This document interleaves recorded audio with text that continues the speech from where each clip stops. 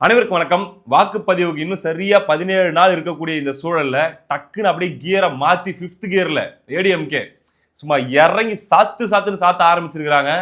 யோ என்னையா நடக்குது இது? இதெல்லாம் 10 வருஷத்துக்கு முன்னாடி பார்த்த ஏடிஎம்கேயா? அதாவது அம்மையார் ஜெயலலிதா அவர்கள் நல்லா எனர்ஜெட்டிக்கா இருந்த காலத்துல உள்ளும் அடி இந்த மாதிரிலாம் நம்மளாம் அப்ப சின்ன பசங்க அப்பெல்லாம் பார்த்து நமக்கு ஞாபகம் இருக்குது. சும்மா டம்முன்னு போட்டு சாத்துவாங்க டிஎம்கேவை. பணம் இல்லாததால் டிக்கெட் இல்லாமல் திருட்டுத்தனமாக ரயில் ஏறி சென்னைக்கு வந்தவர் கருணாநிதி. இன்று ஆசியாவில் உள்ள பணக்கார குடும்பங்களில் இவரது குடும்பமும் ஒன்று. ஒரே குடும்பம் ஜனநாயகத்தின் பெயரால் இத்தனை பதவிகளை ஆக்கிரமித்துக் கொண்டு அழுக்கை தின்கின்ற மீன்கள் போல அதிகாரத்தை குதறி தின்கின்ற இது போன்ற குடும்பம் ஒன்று உலகத்தின் வேறு எந்த மூலையிலாவது இருக்கிறதா? அந்த கட்சியுடைய முழு நேர வேலையே என்ன அப்படின்னா, இந்த போக்கிரி படத்துல சொல்லுவார்ல பிரகாஷ்ராஜ், எனக்கு 3 விஷயம் பிடிக்கும்ட்டு. அந்த மாதிரி அவங்களுக்கு 3 விஷயம் பிடிக்கும். 1 திமுகவுக்கு ஆதரவு விடுறது, 2 அதுதான், 3 அதுதான். அந்த மாதிரியான ஒரு கட்சி. ஃபுல் டைம் ஜாபே திமுக எதிர்ப்பு தான். அதுதான் அந்த கட்சியுடைய யூஎஸ்பி. அது கடந்த சில ஆண்டுகளாக கொஞ்சம் அப்படியே, ஏன்னா அவங்க கட்சியில ஏகப்பட்ட நெகட்டிவிட்டி, ஏகப்பட்ட பிரச்சனைகள், ஜெயலலிதா அவர்களுடைய மறைவுக்கு பின்பு என்னென்னமோ கடந்து வந்து அந்த கட்சியை அவங்க அப்படி ஷேப் பண்ணிக்கிறதுக்கு டைம் எடுத்துக்கிட்டாங்க. ஆனா அதுக்கு அந்த கேப் இருக்குது இல்ல, அந்த 2017 இருந்து 2024 இந்த கேப்ல எல்லாம் ஏடிஎம்கே கொஞ்சம் அவங்களுடைய பிரச்சனைகளையே அதிகமா போக்கஸ் பண்ண வேண்டிய சூழல் இருந்தப்ப நிறைய சக்திகள் திமுக எதிர்ப்புல நாங்க தான் கில்லி, நாங்க திமுகவை பயங்கரமா எதிர்ப்போம், திமுகவுக்கு ஆதரவு விடுறோம் அப்படின்லாம் ஒரு மாதிரி அப்படியே வளர்ந்து ஏடிஎம்கே உடைய ஓட்டர்ஸையும் கொஞ்சம் திமுக எதிர்ப்புன்ற பேர்ல ஸ்பிளிட் பண்ணி எடுத்துட்டு போனதெல்லாம் நம்ம பார்த்தோம். ஆனா ஓஜி ஏடிஎம்கே இஸ் பேக் அப்படின்னு சொல்லி இறங்கி இருக்கிறாங்க. யோ, நாங்க இறங்கி சண்டை செய்ய ஆரம்பிச்சோம்னா வேற யாராலையும் மேட்ச் பண்ண முடியாது. திமுக எதிர்ப்பு அப்படின்னு வந்துட்டா அது நாங்க தான் அப்படின்னு சொல்லி மறுபடியும் அழுத்தம் திருத்தமா பதிவு பண்ற மாதிரி இறங்கியிருக்காங்க. என்ன அப்படின்னா, அந்த ஆராசாவுடைய ஆடியோ விஷயம், அதை அப்படி கெட்டியா பிடிச்சிக்கிட்டு ஏறி நின்ட்டாரு இபிஎஸ் அவர்கள். ரொம்ப நாளா, அதாவதுங்க எப்படின்னா, கிட்டத்தட்ட அவர் அதிமுகவுக்கு தலைமை பொறுப்புக்கு வராரு, முதலமைச்சர் ஆகிறாரு. அந்த டைம்ல இருந்து ஜஸ்ட் பிகாஸ் அவர் ஒரு கிராமத்திலிருந்து வந்தவர், அவர் ஒரு விவசாய பின்புலத்திலிருந்து வந்தவர், பெரிய அளவுல புத்தக வாசிப்பு, இலக்கியம் அப்படின்ற மாதிரிலாம் அவருக்கு பேச தெரியாது. அதே மாதிரி பரம்பரையா அதிகாரத்தில் இருந்த அந்த குடும்பத்திலிருந்து அவர் வரல அப்படின்ற அந்த ஒரு காரணத்தினால அவரை ஒரு இழிவா ஒரு மலிவா பார்க்குற ஒரு ஆட்டிடியூட் இருந்துச்சு டிஎம்கே காரங்க. அது தலைமை ஐயா ஸ்டாலின் அவர்கள் இருந்து சாதாரண மேடை பேச்சாளர்கள் வரைக்கும் எடப்பாடி பழனிசாமி அவர்களை பத்தி பேசும்போது எப்பயுமே மட்டமா தான் பேசுவாங்க. நீ யாரு? நீ எல்லாம் ஒரு ஆளா? நீ எல்லாம் உன் பிறப்பு எப்படி தெரியுமா? நீ எல்லாம் முதலமைச்சர் சீட்ல உட்காரத்துக்கு உனக்கு என்ன தகுதி இருக்குது? நீ திண்ணையில கடந்தவன், நீ அது, நீ இது அப்படின்னு சொல்லி எப்பயுமே மட்டம் தட்டிக்கிட்டே இருப்பாங்க. கிட்டத்தட்ட ஒரு 6-7 வருஷமா ஏடிஎம்கே ஆகட்டும், ஐயா இபிஎஸ் அவர்கள் ஆகட்டும் டிஃபெண்ட் பண்ணிட்டே இருந்தாரு.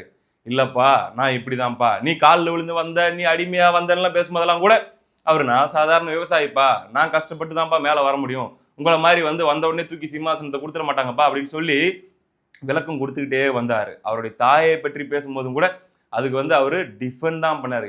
டிஃபென்ஸ் மோட்லயே இருந்த ஏடிஎம்கே என்னதான் இருந்தாலும் இது பழைய ஏடிஎம்கே இல்லையாப்பா, அவங்களுடைய ஆட்டமே வேற மாதிரி இருக்குமே, டம்முன்னு தலைமையிலே அடிச்சுட்டு என்ன அப்ப அப்படின்னு கேட்கறது தான் ஏடிஎம்கே. காணமேப்பா அப்படின்னும் போதுதான் பாத்தீங்கன்னா அந்த நான் சொன்ன அந்த ஓஜி ஏடிஎம்கே அப்படி வெறி கொண்டு விஸ்வரூபமா கரெக்டான டைம்ல அப்படி பீக் ஆகி நிக்குதுங்க. டிஎம்கே எதிர்ப்புனா அது நாங்க தான் அப்படின்ட்டு. என்ன மேட்டர் அப்படின்னா, ஐயா ஸ்டாலின் அவர்கள் இந்த ஆராஸ் அவர்களுடைய ஆடியோ பத்தி இபிஎஸ் அவர்கள் எழுப்பின கேள்விக்கு, கருணாநிதி அவர்களை வீட்டு சிறையில் வச்சிருந்தீங்களா அப்படிலாம் எழுப்பின கேள்விக்கு, எங்க அப்பா ஒரு சிங்கம், அது நீங்க அவதூறு பரப்புறீங்களா, நாங்க மெரினா விஷயத்துல அந்த மெரினால பதிக்கிறதுக்காக நாங்க உங்க வீடு படியேறி வந்தோமே, நீங்க எங்களை எவ்வளவு காயப்படுத்தினீங்க, இரக்கம் இல்லையா உங்களுக்கு அப்படின்லாம் பேசினதை பத்தி நம்ம வீடியோ போட்டிருந்த நேற்று காலையில. இறந்து விடுவதாலேயே ஒருவர் புனிதராகி விட மாட்டார், அப்படித்தான் அவர் பண்ணது கரெக்ட் தான் சொல்லி சில காரணங்களை நம்ம சொல்லியிருந்தோம். அந்த காரணங்களை எடுத்து போட்டு சாத்துறாரு எடப்பாடி பழனிசாமி அவர்கள் நேற்று திருவண்ணாமலையில பேசும்போது. கருணாநிதி அவர்களுக்கு மெரினாவில் நான் இடம் கொடுக்க மறுத்தேன் அப்படின்னா அதுக்கு காரணம் அவர் முதலமைச்சராக இருந்து மறையவில்லை, அவர் ஒரு முன்னாள் முதலமைச்சர் என்பதால் அப்படின்னு சொல்லி நான் காரணத்தை சொன்னேன். ஏன் சொன்னேன்? காமராசர் அவர்களுக்கு இடம் கேட்கும் போது நீங்க அதைத்தான் சொன்னீங்க, ஜானகி அம்மாவுக்கு இடம் கேட்கும் போது நீங்க அதைத்தான் சொன்னீங்க.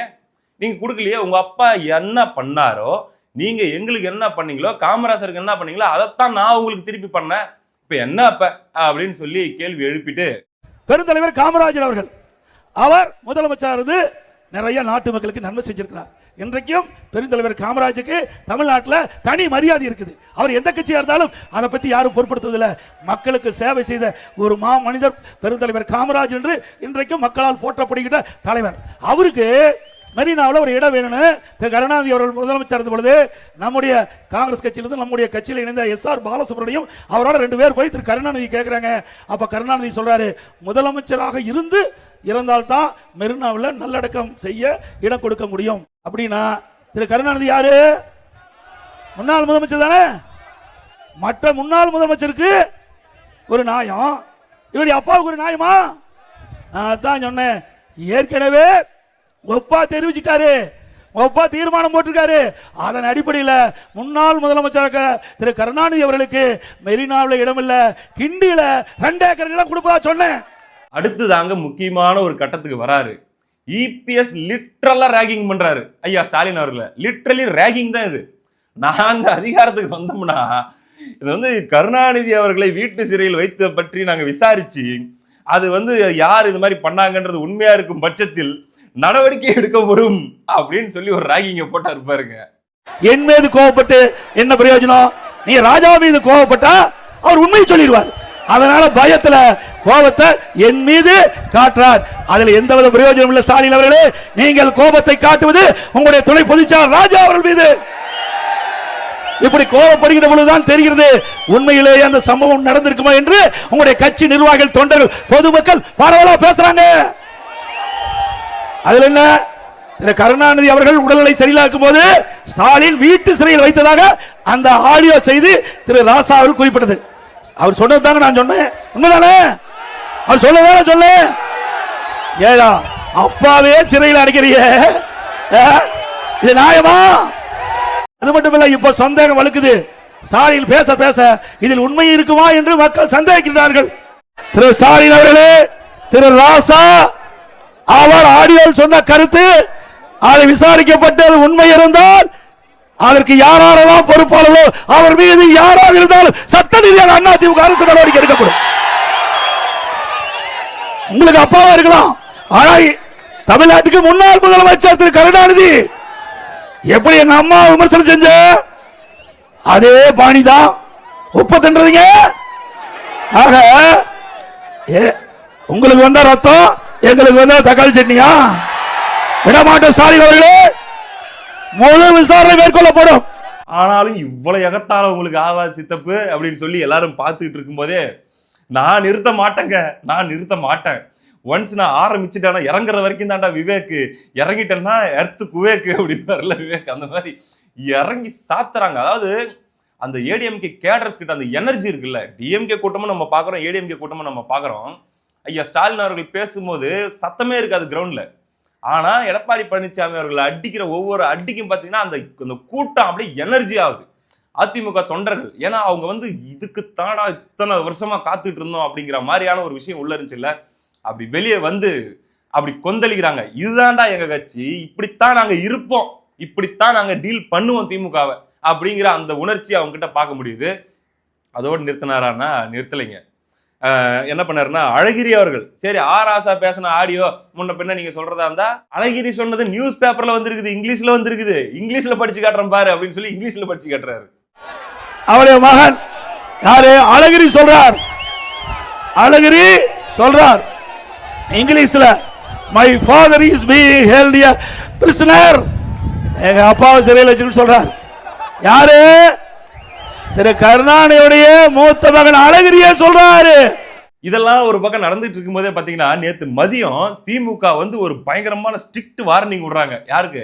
இபிஎஸ் அவர்களுக்கு. என்னன்னா, சேகர்பாபு அவர்கள் நாவடக்கம் வேண்டும், எங்கள் தலைவரை பற்றி கலைஞரை பற்றி பேசுவது போது எச்சரிக்கையாக பேச வேண்டும், இல்லைன்னா நாங்க வந்து சும்மா இருக்க மாட்டோம், எச்சரிக்கிறோம், அப்புறம் விளைவுகள் மோசமா இருக்கும் அப்படின்லாம் பேசிவிட்டாங்க. ஓ பாரா, கருணாநிதி அவர்கள் பயங்கரமான ஆளுமை போல இருக்குதே, அவரை பத்தி பேசினா பயங்கர சிம்பத்தி ஒர்க் அவுட் ஆகி டிஎம்கே சாதகமா போயிரும் போல இருக்குது, அவ்வளவுதான் இனிமே அப்ப இபிஎஸ் வந்து கருணாநிதி அவர்களை பத்தி எதுவும் பேச மாட்டாரு போல இருக்குதுப்பா அப்படின்னு பார்த்துட்டு இருக்கும் போதே அன்னைக்கு சாயந்தரமே என்னப்பா நாவடக்கம், எச்சரிக்கை விடுறியா அப்படின்னு மனசுல நினைச்சிட்டாரு போல இருக்குது. சொன்னாரு பாருங்க ஒரு வார்த்தை, இன்னைக்கு நாகர்கோயில்ல ஒரு கூட்டத்தில் பேசுறார். ஏதோ நான் முதலமைச்சர் திண்ணையில் படுத்து கிடந்தனா கண்டுபிடிச்சிட்டார் இவர். திரு ஸ்டாலின் அவர்களே, எப்பொழுது பார்த்தாலும் நீங்கள் பேசுவது நான் முத்துவேல் கருணாநிதியுடைய மகன் என்கிறார். முத்துவேல் கருணாநிதி திருட்டு ரயில் வந்தார். ஏன் எங்களுக்கு சொல்ல தெரியாதா? நாவடக்க வேணும்.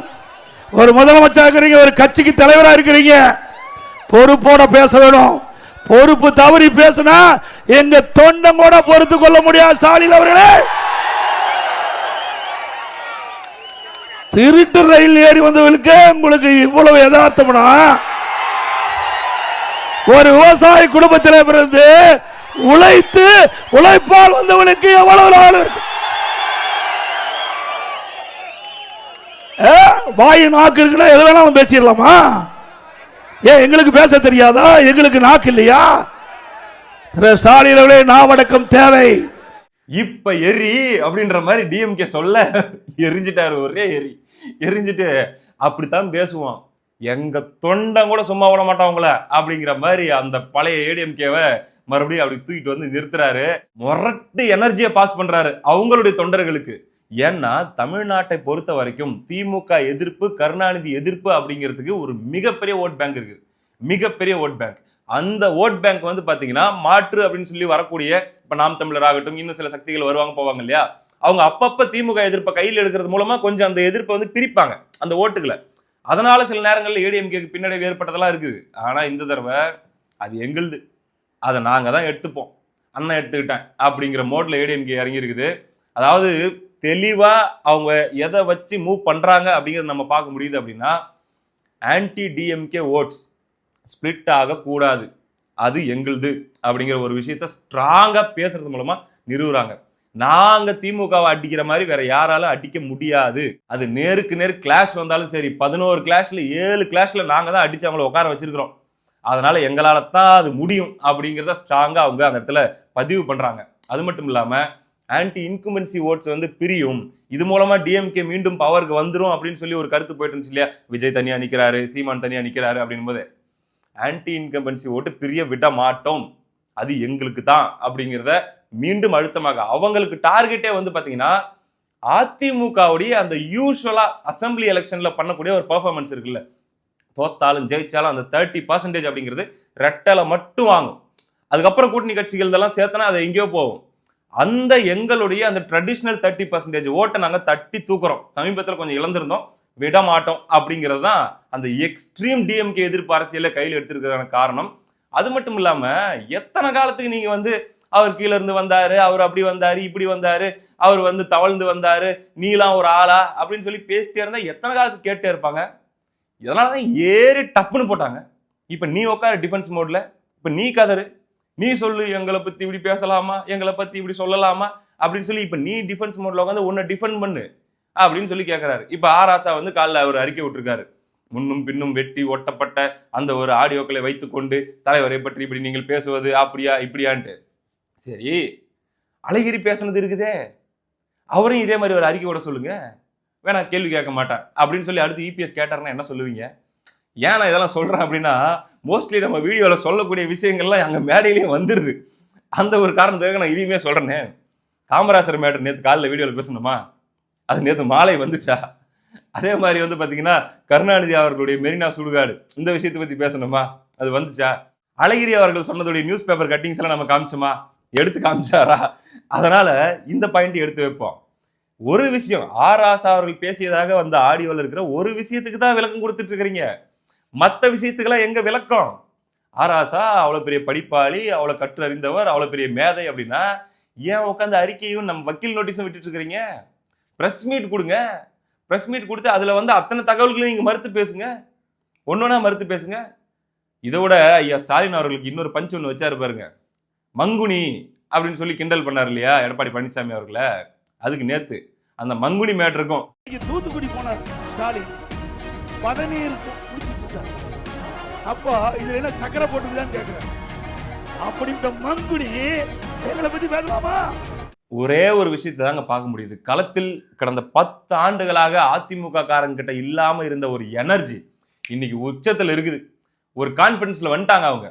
அந்த கான்பிடன்ஸ் வந்து பாத்தீங்கன்னா அவங்களுடைய தொகுதியில் எடப்பாடியார் பேசக்கூடிய பேச்சுகள் அவங்களுடைய தொகுதியில வந்து அவங்கள இன்னும் பயங்கரமா செயல்பட வைக்கும். அந்த பழைய மோடு, அந்த பழைய கெத்துல வந்து அதிமுக காரங்க வந்து லோக்கல் நடமாடிட்டு இருப்பாங்க. அந்த ஒரு இடத்தை நோக்கி அவர் எடுத்துட்டு போறாரு. ஆளுமையே இல்லாத தலைவர், அட்ராக்ஷனே இல்லாத தலைவர், பேச்சு திறமை இல்லாத தலைவர், அப்படி இப்படின்னு சொல்லி எல்லாத்தையும் மெருகேற்றிருக்காரு. கடந்த 2021 எடப்பாடி பழனிசாமி அவர்களுடைய பிரச்சாரமும் 2024 எடப்பாடி பழனிசாமி அவர்களுடைய பிரச்சாரமும் 2026 எடப்பாடி பழனிசாமி அவர்களுடைய பிரச்சாரமும் நீங்க பாத்தீங்கன்னா அப்படியே வருடம் தோறும் அது அப்படியே அந்த கிராஃப் வந்து அப்படியே இன்க்ரீஸ் ஆகிட்டே போறது உங்களால பார்க்க முடியும். பாயிண்ட் அந்தந்த தொகுதிக்கு போகும்போது அந்த தொகுதி பிரச்சனை, அந்த தொகுதியுடைய மினிஸ்ட்ரி யாரு, அந்த மினிஸ்ட்ரியும் கேள்வி எழுப்புறாரு. அந்த மினிஸ்டர் பண்ணக்கூடிய ஊழல்கள், அந்த மினிஸ்டர் மேல இருக்கிற குற்றச்சாட்டுகள் அதையும் கேள்விக்குள்ளாக்குறாரு. அதே சமயத்துல அவங்க தொண்டர்களையும் உற்சாகப்படுத்துறாரு. அதே சமயத்துல பாத்தீங்கன்னா அவங்க பண்ண சாதனைகள், அடுத்து பண்ண போற வாக்குறுதிகள், இதை பத்தியும் பேசுறாரு. அதுக்கடுத்து ஐயா ஸ்டாலின் அவர்களுக்கு பதிலடி, ஒரு பேக்கேஜ் மாதிரி அவருடைய ஸ்பீச்சை வந்து அன்னன்னைக்கு லைவா வச்சிருக்காரு. இப்ப நேத்து இபிஎஸ் பேசிட்டாரா, இன்னைக்கு ஸ்டாலின் வேணா பேசுவாரு.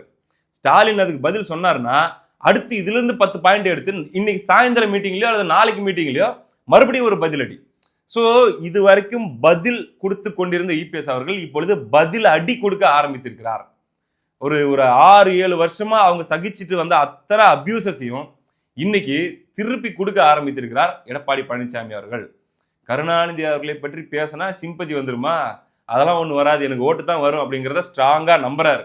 இப்ப இந்த கேப்ல ஏதாச்சும் ஒரு ஊப்பி போயிட்டு, தலைவரே அவங்க நம்ம தலைவரை பத்தி இப்படி பப்ளிக்ல பேசி நாளடிச்சிட்டாங்க இல்லையா, ஒரு சூப்பர் ஐடியா, பதிலுக்கு நாம ஏன் அவங்க தலைவரை பத்தி அடுத்த மேடையில் நீங்க போயிட்டு எம்ஜிஆரை பத்தி பேசி பயங்கரமா அட்டாக் பண்ணிருங்களேன் அப்படின்ற ஐடியா கொடுத்து பார்க்கணும். அப்படி ஐடியா கொடுத்தா வடிவேல் காமெண்ட்ல வருதுல, வாய முறா குரங்கு அப்படின்ட்டு, அந்த மாதிரி பதிலுக்கு எம்ஜிஆர் எல்லாம் தொட முடியாது, ஈவன் ஜெயலலிதா அவர்களை கூட தொட முடியாது, பேச முடியாது. பேசினா மொரட்டு பேக் ஃபயர் ஆகும். அதிமுகவால கருணாநிதி அவர்களை போட்டு கிழின்னு கிழிக்க முடியும்.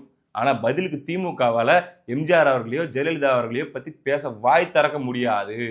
பேசினா அப்படியே பேக் ஃபயர் ஆகும். இப்படி ஒரு டிசைன் திமுகவுடைய டிசைன். திமுக வரலாறு முழுக்க வாங்கி வச்சிருக்கிற பேர் இந்த மாதிரி தான் இருக்குது. அதாவது இருந்தாலும் மறைந்தாலும் பேர் சொல்ல வேண்டும் அப்படின்னு இருக்குது இல்ல, இருந்தாலும் மறைந்தாலும் எம்ஜிஆர் அவர்கள் இருக்காருன்னா எம்ஜிஆர் அவர்களை பற்றி இன்னைக்கு யாருன்னா தப்பா பேசினாங்கனாலும் அது live wire, full high voltage live wire, தூக்கி அடிச்சிடும், எல்லாம் அங்கேயே கருகி போயிடுவாங்க அதை தொட்டா.